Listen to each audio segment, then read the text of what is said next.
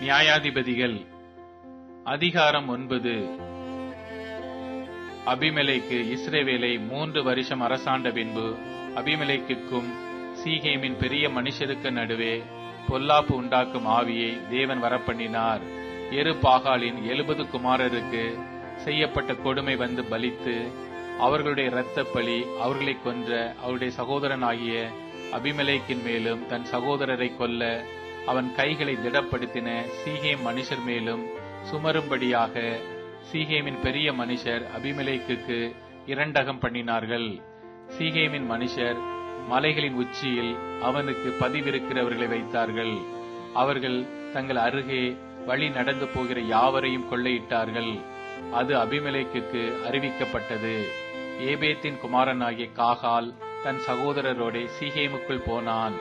சீகேமின் பெரிய மனுஷர் அவனை நம்பி வெளியே புறப்பட்டு தங்கள் திராட்சை தோட்டங்களின் பழங்களை அறுத்து ஆலையாட்டி ஆடிப்பாடி தங்கள் தேவன் வீட்டிற்குள் போய் புசித்து குடித்து அபிமெலேக்கை சபித்தார்கள். அப்பொழுது ஏபேத்தின் குமாரனாகிய காகால், அபிமெலேக்கு யார், சீகேம் யார், நாம் அவனை சேவிக்க வேண்டியதென்ன? அவன் எருபாகாலின் மகன் அல்லவா? சேபூல் அவனுடைய காரியக்காரன் அல்லவா?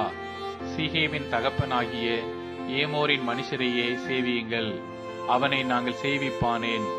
இந்த ஜனங்கள் மாத்திரம் என் கைக்குள் இருக்கட்டும், நான் அபிமெலேக்கை துரத்தி விடுவேன் என்றான். உன் சேனையை பெருக பண்ணி புறப்பட்டு வா, அவன் அபிமெலேக்குக்கு சொல்லி அனுப்பினான்.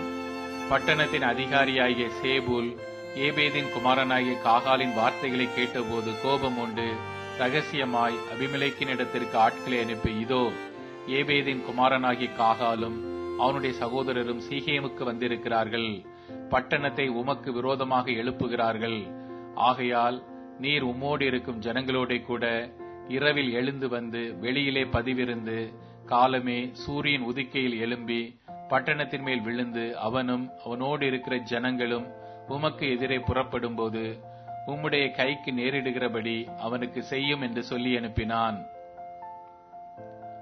அப்படியே அபிமெலேக்கும் அவனோடு இருந்த சகல ஜனங்களும் இரவில் எழுந்து போய் சீகேமுக்கு விரோதமாக 4 படையாக பதிவிருந்தார்கள்.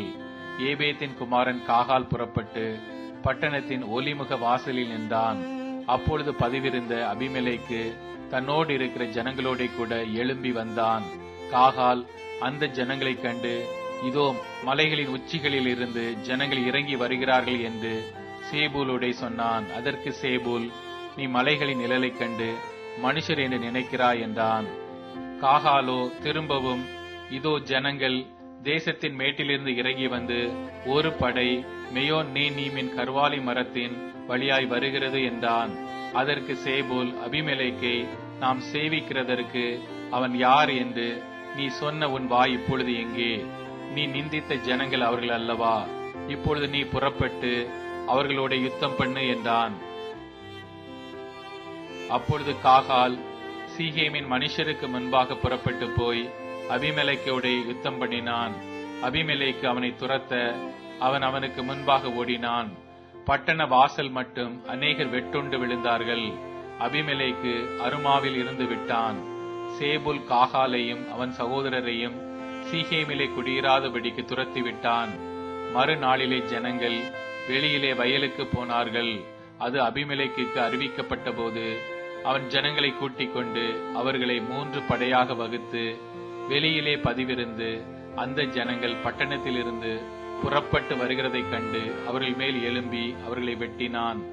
அபிமெலேக்கும் அவனோடு இருந்த படையும் பாய்ந்து வந்து பட்டணத்தின் ஒலிமுக வாசலில் நின்றார்கள். மற்ற 2 படைகளோ வெளியில் இருக்கிற யாவர் மேலும் விழுந்து அவர்களை வெட்டினார்கள். அபிமெலேக்கு அந்நாள் முழுவதும் பட்டணத்தின் மேல் யுத்தம் பண்ணி பட்டணத்தை பிடித்து அதிலிருந்த ஜனங்களை கொன்று பட்டணத்தை இடித்துவிட்டு அதில் உப்பு விதைத்தான்.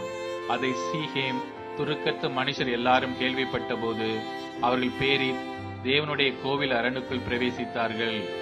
சீகேம் துருக்கத்து மனுஷர் எல்லாரும் அங்கே கூடியிருக்கிறது அபிமெலேக்குக்கு அறிவிக்கப்பட்ட போது அபிமெலேக்கு தன்னோடு இருந்த எல்லா ஜனங்களோடும் கூட சல்மோன் மலையில் ஏறி தன் கையிலே கோடரியை பிடித்து ஒரு மரத்தின் கொம்பை வெட்டி அதை எடுத்து தன் தோளின் மேல் போட்டுக்கொண்டு தன்னோடு இருந்த ஜனங்களை நோக்கி, நான் என்ன செய்கிறேன் என்று பார்க்கிறீர்களே, நீங்களும் தீவிரமாய் என்னைப் போல செய்யுங்கள் என்றான்.